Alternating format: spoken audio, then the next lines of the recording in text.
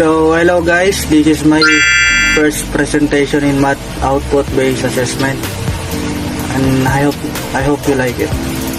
So the given is 140 students were enrolled for the first semester. 58 of them will be taking math class, 60 will be taking up an English class, and 53 will be taking up science classes. 10 students sign up for both math and English. 8 sign up for both English and science, and 12 sign for both math and science, and 5 students enrolled in all 3 subjects. So, ang gagamitin nito is Venn diagram. So, ito na yung order ng Venn diagram. Para makuha natin yung sagot ng bawat isang subject, ilalagay mo muna natin yung mga estudyante nag-sign up sa bawat subject. Una is 10 students sign up for both math and English. So ilalagay lang natin yung given sa pagitan ng math and English. Ang students na nag-sign up is 10 only. Dito natin ilalagay. 8 sign up for both English and science. Dito natin lalagay sa English at science sa pagitan. 8 sign up. And 12 sign up for both math and science. So ganun din, pagitan ng math and science, 12 students. And last, 5 students enroll in all 3 subjects. So sa pagitan ng bawat lahat ng subject, dito natin lalagay sa gitna mismo. So para makuha natin yung mga estudyante na nakapag-enroll sa bawat subject is ipagpa-plus muna natin yung bawat estudyante nag-sign up sa mismong bawat subject. Unahin natin yung sa math, which is merong 10, 12, 5 students nag-sign up sa math. So 10 plus 12, 22, plus 5, 27. So yung given niya is 58.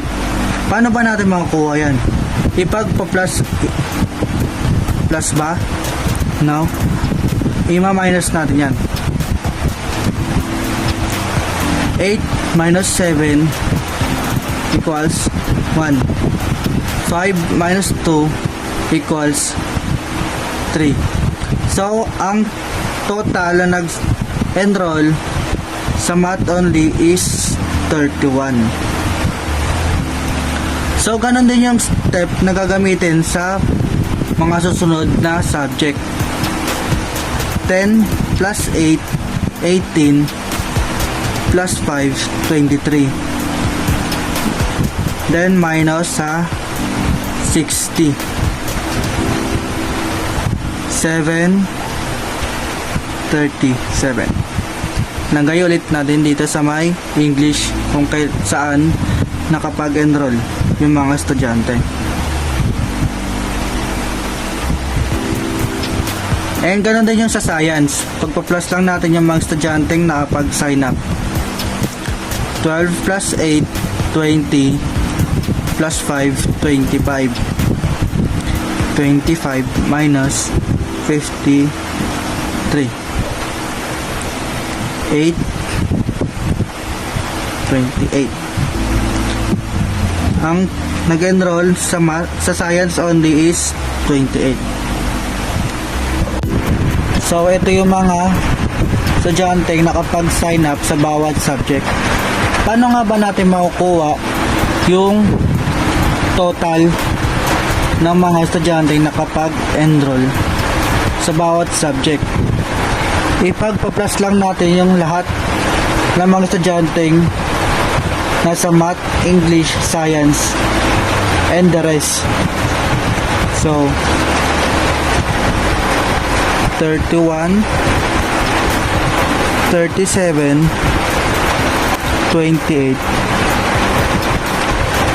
8 plus 1, 9, plus 7, 16. 3 plus 1, 4. Plus 3, 7. Plus 2, 9. Then, yung 10, 12, 5, 8. 12, 10, 8, 5. 6 plus 2, 8. Plus 8, 16. Plus 5, 21. 9 plus 2, 11. Plus 1, 12. Plus 1, 13. So, ito yung total na nag-enroll sa lahat ng subject.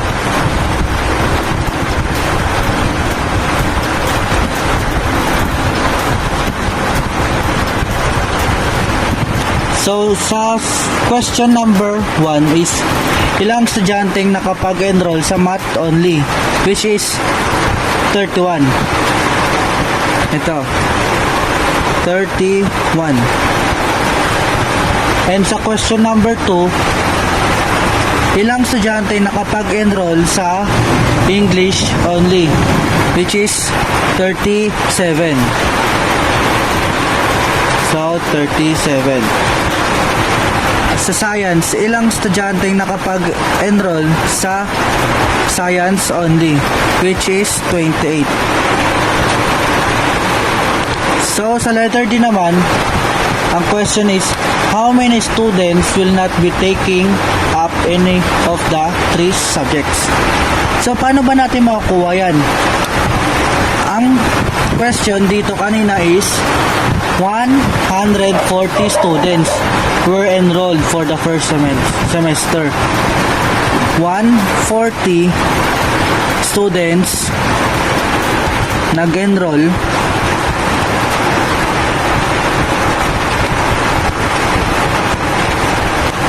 then yung total kanina na nag-enroll sa bawat subject, which is 131 students. 131. So, ang sabi, how many students will not be taking up any of the 3 subjects? Para makuha natin yung sagot, ima-minus lang natin, which is magiging 9 students. 9 students ang hindi nakapag-taking ng 3 subjects.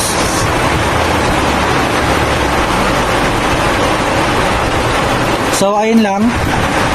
Ito ang lahat ng mga students na nakapag-enroll. 131 at ang hindi nakapag-enroll is 9 students. So, sana naunawaan niyo yung presentation ko sa Math Output Based Assessment. Thank you. Peace out.